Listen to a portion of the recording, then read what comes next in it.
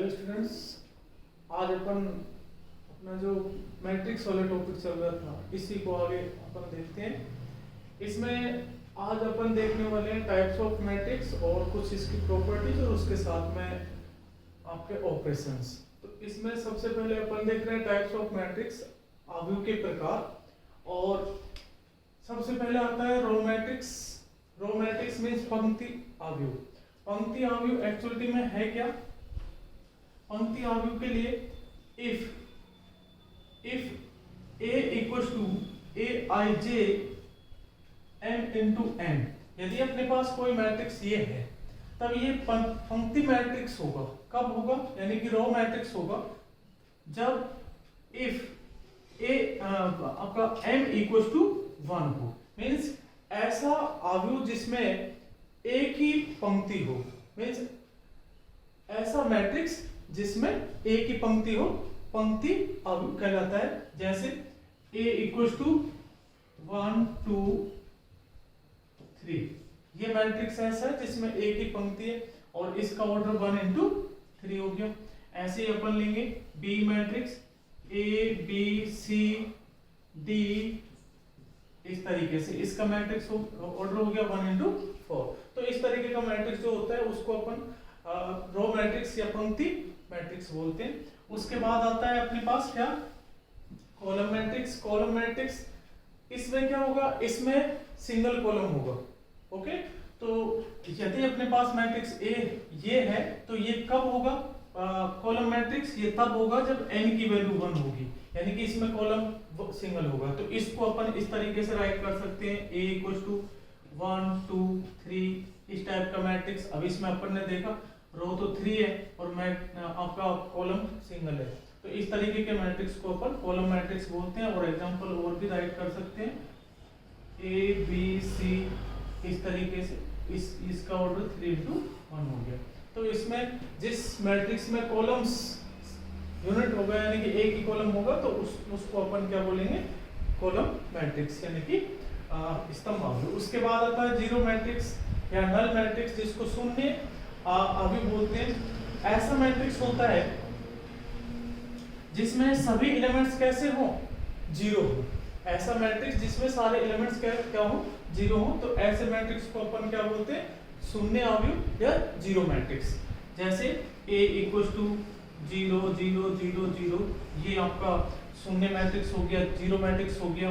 B equals to 0 0 0 0 0 0 0 0 0 0 0 0, कितने भी order का हो सकता है ये कितने भी ऑर्डर का हो सकता है। इसको जनरली अपन जीरो जो मैट्रिक्स होता है इसको जनरली अपन ऐसा नहीं है कि ऑलवेज ऐसा अपन बी ए बी से रिप्रेजेंट नहीं कर सकते हैं, बट इसको जनरली अपन कैपिटल O से रिप्रेजेंट करते हैं। इसको कैपिटल O से रिप्रेजेंट करते हैं। तो ये होता है आपका जीरो मैट्रिक्स। इसमें सारे एलिमेंट्स क्या होने चाहिए? जीरो होने चाहिए। तो इसको बोलेंगे जीरो मैट्रिक्स या आपका शून्य अवयव। उसके बाद आता है स्क्वायर मैट्रिक्स, जैसा कि इसके नाम से अपन को मालूम चल रहा है। तो स्क्वायर मैट्रिक्स में क्या होगा?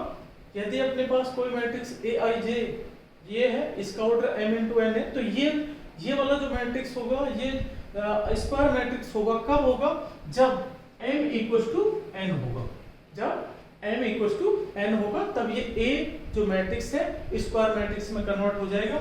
तो इसके लिए इसमें पंक्ति और स्तंभों की संख्या बराबर हो जाएगी। तो इसको जैसे अपन ने लिखा A equals to 1 2 3 A B C P Q R, तो इसमें अपन ने देखा ये 3 इंटू 3 ऑर्डर का स्क्वायर मैट्रिक्स है। इसी तरीके से ये कितने भी ऑर्डर का हो सकता है, मींस इसमें पंक्ति और स्तंभ सेम होने चाहिए। तो वो इस प्रकार का जो मैट्रिक्स होगा वो आपका स्क्वायर मैट्रिक्स होगा। इसका एक एग्जांपल और भी लिख सकते हैं हम, जैसे B लिखा आपने और इसमें आपने A B C और D लिख दिया, तो ये 2 इंटू 2 ऑर्डर का हो गया। ठीक है, स्क्वायर मैट्रिक्स हो गया ये। तो यहाँ पर अपन ने देखा कि यहाँ पर जो नंबर ऑफ रोज है वो नंबर ऑफ कॉलम्स के इक्वल है। पंक्ति और स्तंभ दोनों बराबर होने चाहिए, तो इसको अपन बोलेंगे स्क्वायर मैट्रिक्स। उसके बाद आता है diagonal matrix. Diagonal matrix actually में क्या है कि एक ऐसा मैट्रिक्स होता है जिसमें डायगोनल्स के जो एलिमेंट्स हैं उनके अलावा शेष जो एलिमेंट्स होंगे वो शून्य होंगे, जीरो होंगे। तो ऐसा मैट्रिक्स जो होगा उसको अपन इस तरीके से राइट कर सकते हैं।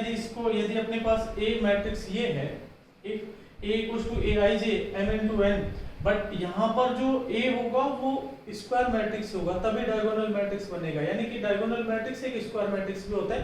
तो यहाँ पर एक तो ये ऑर्डर m into m होगा, ओके, A स्क्वायर है। अब ये कब होगा? ये तब होगा जब आपका aij इक्वल्स टू 0 होगा। कब होगा? जब I is not equals to j। जब I और j इक्वल नहीं होंगे तब आपका जो ये एलिमेंट होगा 0 होगा। मींस इसको मैं इस तरीके से समझाऊं आपको, b इक्वल्स टू 0 सॉरी आपका 1 0 0 2। तो अपन ने देखा इसमें जब I और j इक्वल नहीं है तब 0 आ रहा है। तो यहाँ I और j इक्वल नहीं होते तो उसमें 0 आ रहा है। यहाँ I और j इक्वल नहीं होते तो 0 आ रहा है। यहाँ a 1 1 होता है तो I और j सेम होंगे तो आपका नॉन जीरो नंबर आ रहा है, या फिर कोई और भी नंबर आ सकता है। यहाँ पर आपका 2 है और इसमें 8 2 2 होता है ये, तो यहाँ पर I और j इक्वल आ रहा है, इसलिए यहाँ 0 नहीं आ रहा है। तो ये आपके 0 एलिमेंट्स है, ओके। तो इस स्थिति में अपन को ये देखना होता है कि डायगोनल जो होता है, ये वाला डायगोनल, इसके एलिमेंट्स के अलावा जो रिमेनिंग एलिमेंट्स है वो क्या होने चाहिए? 0 होने चाहिए। जैसे c इक्वल्स टू 1 0 0 0 2 0 0 0 a या माइनस a, इस तरीके से ये आपका डायगोनल मैट्रिक्स है। इस तरीके के मैट्रिक्स को अपन डायगोनल मैट्रिक्स बोलते हैं। और ये स्क्वायर मैट्रिक्स होता है, और स्क्वायर मैट्रिक्स में जो डायगोनल है यानी कि विकर्ण है, मुख्य विकर्ण ये होता है, सेकेंडरी होता है, बट अपन इसके मुख्य विकर्ण जो होता है इसी के सापेक्ष इसकी डेफिनेशन देते हैं। तो यहाँ पर इसके अलावा, इस मुख्य विकर्ण के अलावा सारे एलिमेंट्स क्या होने चाहिए? 0 होने चाहिए। तो इस तरीके के मैट्रिक्स को अपन डायगोनल मैट्रिक्स बोलते हैं। उसके बाद आता है स्केलर मैट्रिक्स। स्केलर मैट्रिक्स यानी कि अदिश आव्यूह। एक अदिश आव्यूह क्या है? स्केलर मैट्रिक्स क्या है?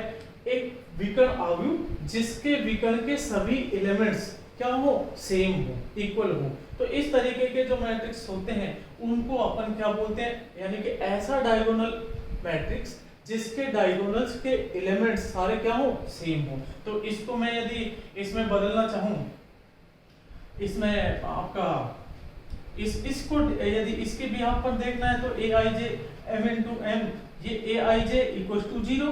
I जब j के इक्वल नहीं है और साथ में एक कंडीशन और लग जाएगी इसमें, आपका aij equals to k means constant, जो भी आपको फिक्स एलिमेंट लेना होता है यहाँ पर डायगोनल। और जब I इक्वल्स टू j, जब I और j दोनों इक्वल हैं तो उस कंडीशन में k आता है, यानी कि कोई फिक्स कांस्टेंट वैल्यू आती है। जैसे मैं इसको बदलना चाहूँ तो इसको मैंने राइट किया 2, यहाँ पे 2 राइट कर दिया, यहाँ पे 2 राइट कर दिया, तो इसको अपन स्केलर मैट्रिक्स बोलते हैं।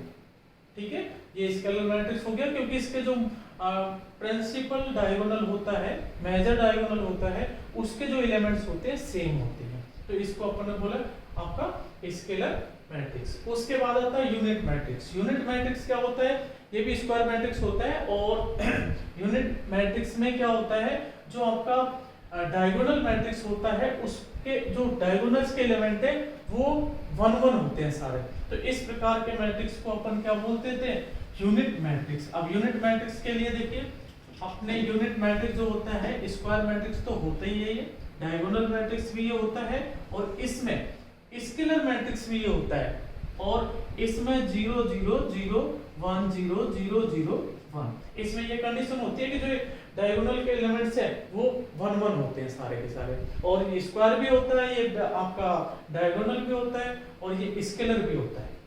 ओके, और इसमें जब 1 1 आ जाएंगे तो इसको अपन यूनिट वेक्टर बोलेंगे, यूनिट मैट्रिक्स बोलेंगे, और इसको जनरली अपन I से रिप्रेजेंट करते हैं। ठीक है, और कई बार तो क्या होता है, जैसे इसकी कोटि 3×3 है तो इसको I3 भी राइट कर देते हैं। और जैसे I2 अपन को राइट करना है तो आप समझ चुके होंगे, इसको अपन इस तरीके से राइट करते हैं। ये सेकंड ऑर्डर का हो गया। आपको 4 ऑर्डर का राइट करना है तो 4 ऑर्डर का भी अपन राइट कर सकते हैं। 0 0 आपका 0 1 0 0 0, ये आपका 4 ऑर्डर का ये यूनिट वेक्टर हो गया, इस यूनिट मैट्रिक्स हो गया, इसको I4 राइट करेंगे, है ना। एक क्वेश्चन आपका 3.1 एक्सरसाइज में एक क्वेश्चन था जिसमें अपन को 4x4 कोटि का यूनिट वेक्टर यूनिट मैट्रिक्स लिखना था, तो वो ये उसके आंसर होंगे। तो इसको अपन 4x4 ऐसे भी राइट कर सकते हैं। इस तरीके से आपने देखा जो यूनिट वेक्टर यूनिट मैट्रिक्स होता है उसमें आपके डायगोनल्स के एलिमेंट्स 1 1 होते हैं। ओके, अब इसके बाद आता है आपका ट्रायंगुलर मैट्रिक्स। ट्रायंगुलर मैट्रिक्स क्या होता है उसको समझिए। ट्रायंगुलर मैट्रिक्स देखिए इसके दो टाइप होते हैं, ये 2 टाइप्स का होता है। एक तो होता है अपर ट्रायंगुलर मैट्रिक्स, एक होता है लोअर ट्रायंगुलर मैट्रिक्स। तो जो अपर वाला है, अपर वाले में क्या होता है कि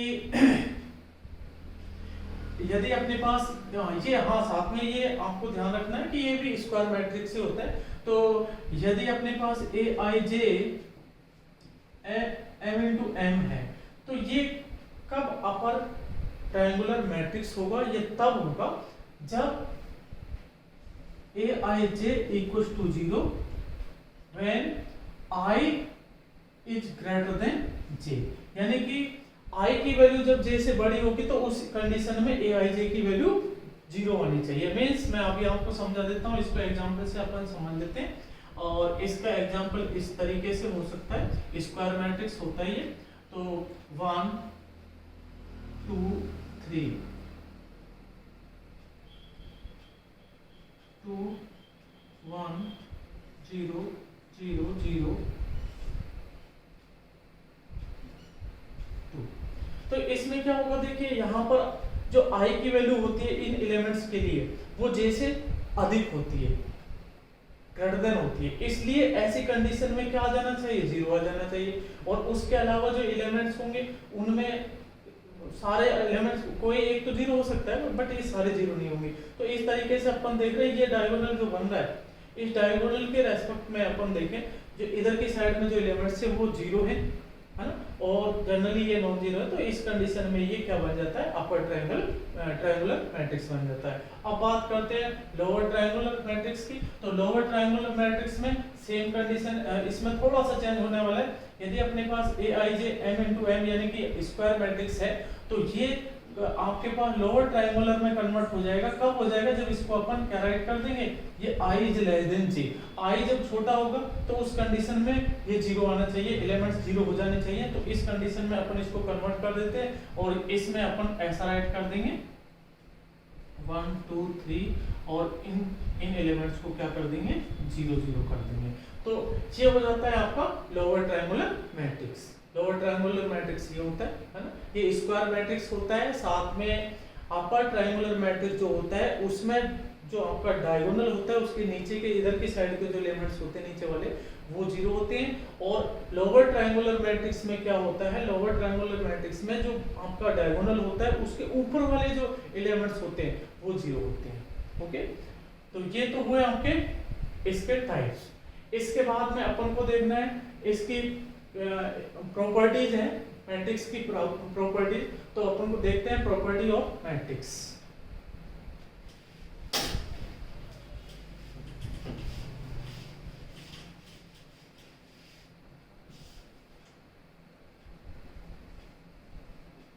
प्रॉपर्टी ऑफ मैट्रिक्स यानी कि आव्यूह के गुणधर्म।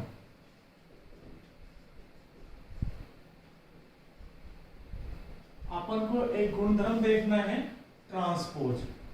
ध्यान से समझ लीजिए, एग्जाम में जनरली इसके बिहाफ पर क्वेश्चन बनता है।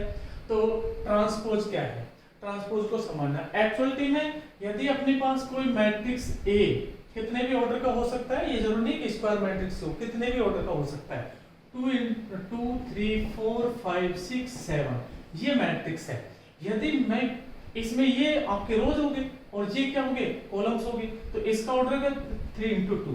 यदि मैं इसमें ऐसा करता हूं कि इसके जो कॉलम्स हैं, कॉलम्स उनको रोज में कन्वर्ट कर दूं, या फिर इसके जो रोज हैं उनको कॉलम्स में कन्वर्ट कर दूं, तो इससे जो नया मैट्रिक्स आपको मिलेगा उसको अपन क्या बोलेंगे कि वो इसका ट्रांसपोज है। मींस ए का ट्रांसपोज, ये क्या होगा, ये होगा, इसको अपन इस तरीके से राइट करते हैं 4 5 6 7। इसका जब ट्रांसपोज करेंगे तो इससे अपने पास रिजल्ट आएगा क्या, 2 3 को कॉलम में कन्वर्ट करना है, फर्स्ट रो को फर्स्ट कॉलम में, तो इसको आपने कॉलम में किया 2 और 3, ये वाला जो रो है फर्स्ट कॉलम में कन्वर्ट कर दिया। उसके बाद में अपने सेकंड रो लिया, उसको सेकंड कॉलम में कन्वर्ट करेंगे 4 और 5। उसके बाद ये थर्ड वाला रो लिया और थर्ड कॉलम में कन्वर्ट कर देंगे तो 6 और 7। इस तरीके से अपन देख रहे हैं ये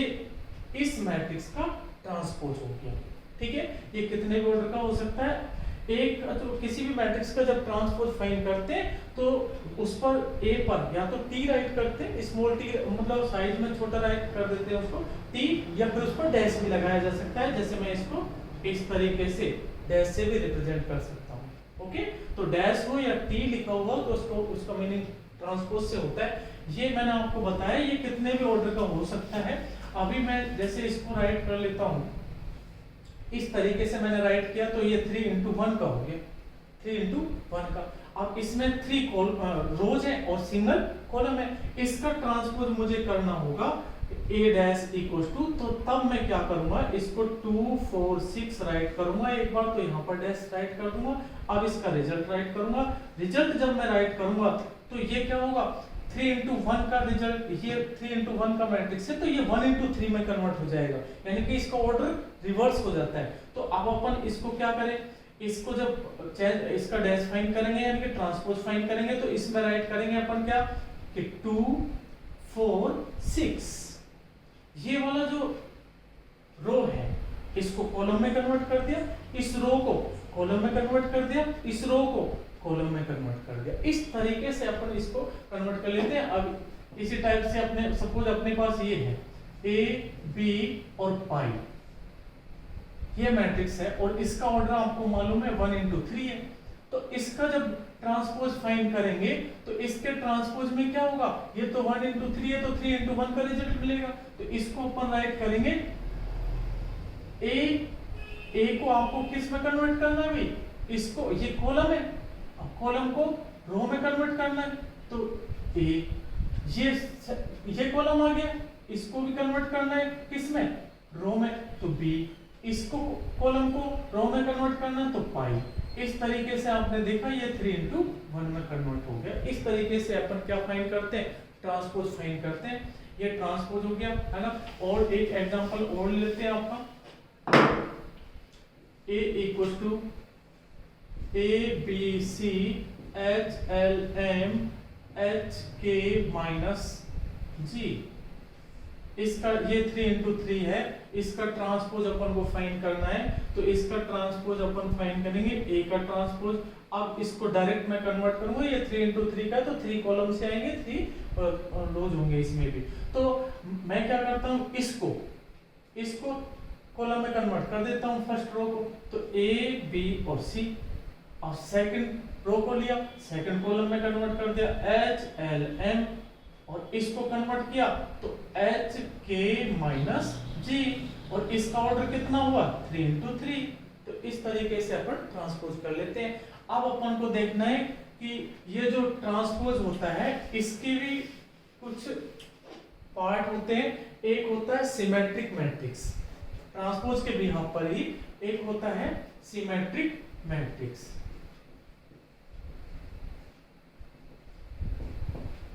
ये इंपॉर्टेंट टॉपिक है आपका। सिमेट्रिक मैट्रिक्स मींस इसको हिंदी में परिवर्त बोलते हैं, परिवर्त। और ये हो गया आपका सममित आव्यूह, सममित आव्यूह। सिमेट्रिक मैट्रिक्स क्या होता है, सिमेट्रिक मैट्रिक्स जब अपन ले रहे हैं तो ये क्या होगा, ये सिमेट्रिक मैट्रिक्स जो होते हैं ये स्क्वायर मैट्रिक्स होते हैं पहली बात तो। ओके, अब सिमेट्रिक मैट्रिक्स में क्या होता है कि जब अपन ऐसा मैट्रिक्स जिसका ट्रांसपोज करने के बाद में वापस वही पहले वाला मैट्रिक्स ही आ जाए अपने पास, कोई चेंजेस नहीं हो उसमें, तो इस तरीके के मैट्रिक्स को अपन सिमेट्रिक मैट्रिक्स बोलते हैं। जैसे अभी अपन ने एक एग्जांपल लिया A, और इसमें 2 -3 -3 और 5 ये राइट किया। अब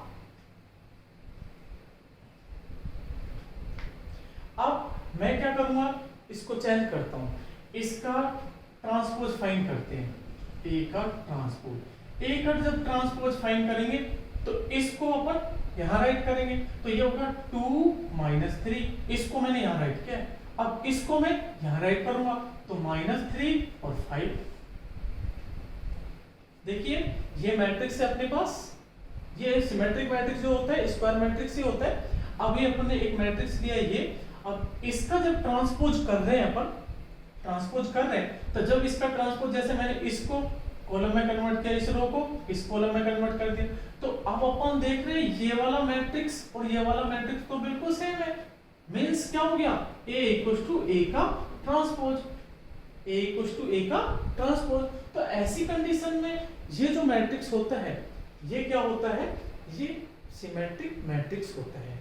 अभी अपन ने ये सेकंड ऑर्डर का स्क्वायर मैट्रिक्स लिया है, अभी अपन एक दूसरा हर स्क्वायर मैट्रिक्स में ये पॉसिबल नहीं है, ये खासकर कुछ ही मैट्रिक्स में ऐसा पॉसिबल होता है। ऐसे ही मैं अभी अपन 3 × 3 ऑर्डर का एक मैट्रिक्स लेते हैं बी, और इसमें अपन A H G H B F G F C ये मैट्रिक्स लिया। अभी अपन क्या करेंगे, इसका ट्रांसपोज फाइंड करते हैं, इसका जब ट्रांसपोज फाइंड करेंगे तो बी का ट्रांसपोज, अब बी का जब ट्रांसपोज फाइंड करते हैं तो A H G H B F G F C। अभी आप देखेंगे कि ये वाला matrix A H G H B F G F C same मिला है, बिल्कुल सेम मिला है ना। तो अपन देख रहे हैं कि B = B का ट्रांसपोज, दोनों सेम है, इसलिए ऐसे मैट्रिक्स को क्या बोलते हैं अपन, आपका सममित अवयव बोलते हैं, यानी कि सिमेट्रिक मैट्रिक्स बोलते हैं। इसमें खास बात ये होती है कि जो इसका मेजर डायगोनल होता है, प्रिंसिपल डायगोनल, उसके रेस्पेक्ट में उससे सेम डिस्टेंस पर जो एलिमेंट होते हैं वो सेम होते हैं, सेम डिस्टेंस पर एलिमेंट सेम होते हैं। अभी देखा आपने ये मेजर डायगोनल, ठीक है। अब इधर अपन अपने पास -3 है तो इधर भी -3 है ना, और अच्छे से इसमें समझ में आएगा आपके ABC, ये डायगोनल ABC। अब इधर देखेंगे ये H है तो ये भी H है, ये G है तो ये भी H, मतलब इस डायगोनल से सेम डिस्टेंस पर देख रहे हैं अपन। तो ये H है तो ये भी H है, ये G है तो ये भी G है, ये F है तो ये भी F है, तो सेम डिस्टेंस पर सेम एलिमेंट्स मिलते हैं, तो ये इसकी थोड़ी पहचान है। ओके, तो ये हुआ सिमेट्रिक मैट्रिक्स।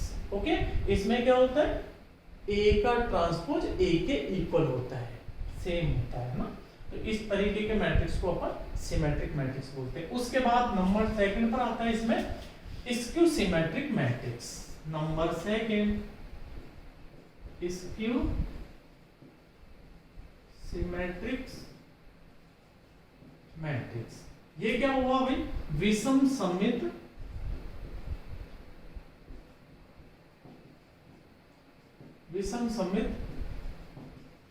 आव्यूह,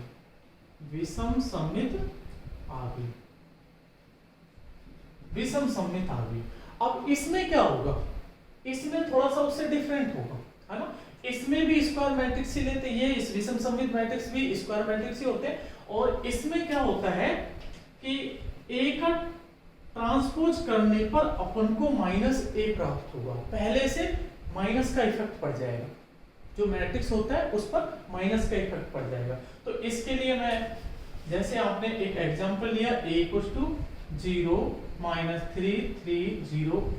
अब इसका मैं ट्रांसपोज फाइंड करता हूं, इसका जब ट्रांसपोज फाइंड करूंगा तो 0 -3 0 -3, मैंने इस रो को कॉलम में कन्वर्ट किया, उसके बाद इस रो को कॉलम में कन्वर्ट करता हूं तो 3 0।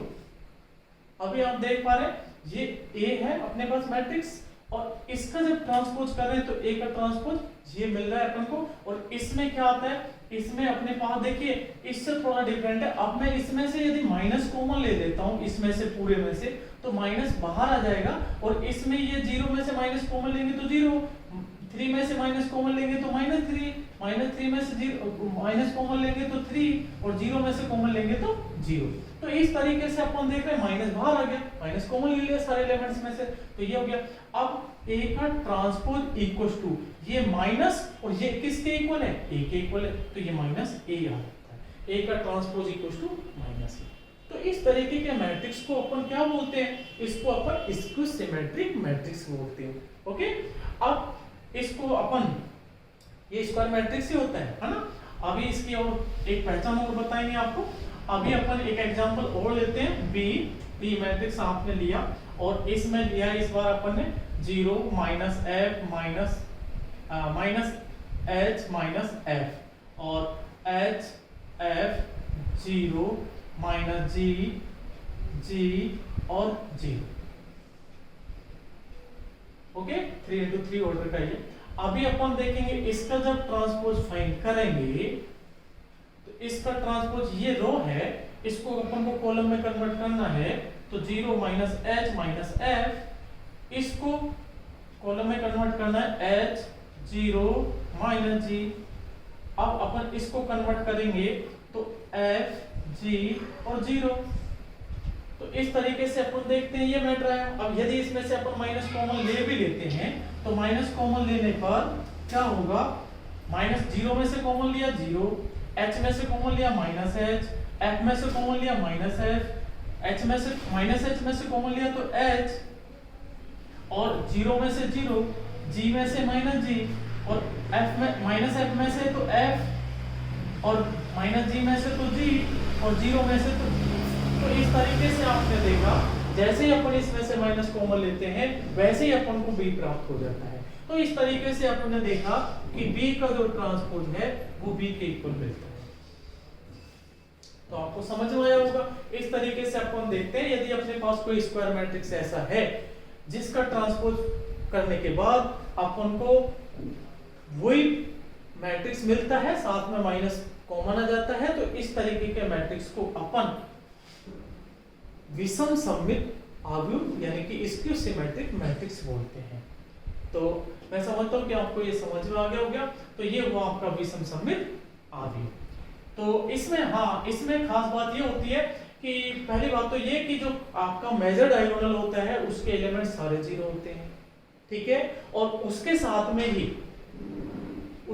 में ही जो मेजर डायगोनल से सेम डिस्टेंस पर जो एलिमेंट होते हैं वो डिफरेंट साइन के होते हैं। सेम तो होते हैं बट डिफरेंट साइन के होते हैं। जैसे आपने देखा इसको, ये मेजर डायगोनल हो गया, यहाँ -h है तो यहाँ h है, यहाँ -f है तो यहाँ f है, यहाँ -g है तो यहाँ g है। ओके, इसमें दो चीजें होती है, मेजर डायगोनल एलिमेंट्स सारे 0 और साथ में ही आपके सेम डिस्टेंस पर जो एलिमेंट्स होंगे वो डिफरेंट, सेम तो होंगे, डिफरेंट साइन के होंगे। तो मैं समझता हूँ कि आपको ये समझ में आ चुका है। ओके, इसके बाद ये तो हुआ आपके ट्रांसपोज, उसमें आपका सिमेट्रिक मैट्रिक्स और उसके बाद में स्क्यू सिमेट्रिक मैट्रिक्स।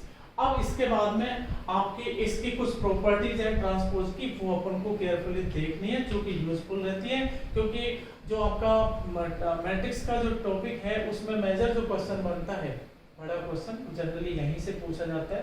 एक तो आपका इसका ट्रांसपोज बेस पार्ट और साथ में ही इसमें से आपका कुछ ऑपरेशंस आने वाले हैं, एडिशन, सब्ट्रैक्शन और मल्टीप्लिकेशन, इनके बेस पर बड़ा क्वेश्चन पूछा जाता है। तो अभी आप पर देखने वाले इसकी ट्रांसपोज की प्रॉपर्टीज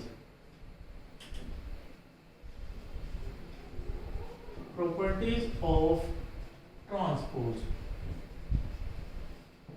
यानी कि परिवर्त के गुणधर्म।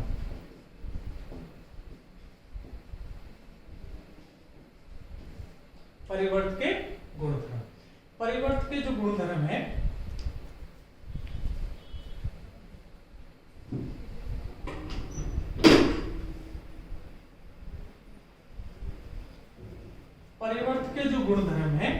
वो इस तरीके से है, आपको ध्यान रखना है। यदि अपने पास टू स्क्वायर मैट्रिक्स इस तरीके की है जिनको अपन ऐड कर सकते हैं, सब्ट्रैक्ट कर सकते हैं, मल्टीप्लाई कर सकते हैं, जिनकी प्रॉपर्टीज अब हम देखेंगे आगे, है ना। बट यहाँ पर इनकी थोड़ी रिक्वायरमेंट है, तो अपन ऐसे मैट्रिक्स लिए अपने स्क्वायर मैट्रिक्स जिनको अपन ऐड कर सकते हैं, सब्ट्रैक्ट कर सकते हैं और मल्टीप्लाई कर सकते हैं। दोनों ए और सपोज अपने पास ए और बी टू मैट्रिसेज हैं जो सेम ऑर्डर के हैं, और जिनको अपन ऐड कर सकते हैं, सब्ट्रैक्ट कर सकते हैं, है ना। तो क्या होता है कि a प्लस बी माइनस, तो यहाँ पर फर्स्ट प्रॉपर्टी है कि यदि अपन टू मैट्रिसेस को ऐड करते हैं या सब्ट्रैक्ट करते हैं, उसका होल ट्रांसपोज फाइंड करते हैं, तो ये रिजल्ट किसके इक्वल आता है, वो आता है a का ट्रांसपोज प्लस माइनस b का ट्रांसपोज, यानी कि प्लस है तो प्लस आ जाएगा, माइनस है तो माइनस आ जाएगा। इस तरीके से सेकंड जो प्रॉपर्टी आती है, सेकंड प्रॉपर्टी में यदि k इंटू a का ट्रांसपोज इक्वल ट्रांसपोज है, तो इसमें k पर कोई इफेक्ट नहीं पड़ेगा। k क्या है, k कोई कांस्टेंट नंबर है, k क्या है, कांस्टेंट नंबर, k कांस्टेंट है, तो k पर कोई इफेक्ट नहीं पड़ेगा। जब इसका अपन ट्रांसपोज फाइंड करेंगे तो k पर कोई इफेक्ट नहीं पड़ेगा, ओनली आपका जो मैट्रिक्स A है उसी का ट्रांसपोज होगा। उसके बाद बात करते हैं अपन थर्ड नंबर है ए बी का होल ट्रांसपोज। ए बी का जब होल यानी कि टू मैट्रिसेस को मल्टीप्लाई कर रहे हैं, उसका ट्रांसपोज कर रहे हैं, तो ये इसका जो रिजल्ट होगा बी का ट्रांसपोज ए का ट्रांसपोज। इंपॉर्टेंट आपकी प्रॉपर्टी है, इसको रखना है अपन को। तो ए बी का होल ट्रांसपोज इक्वल होता है बी का ट्रांसपोज ए का ट्रांसपोज। ओके, ये चीजें अपन वेरीफाई भी कर सकते हैं, इजी गोइंग, कोई दिक्कत वाली बात नहीं।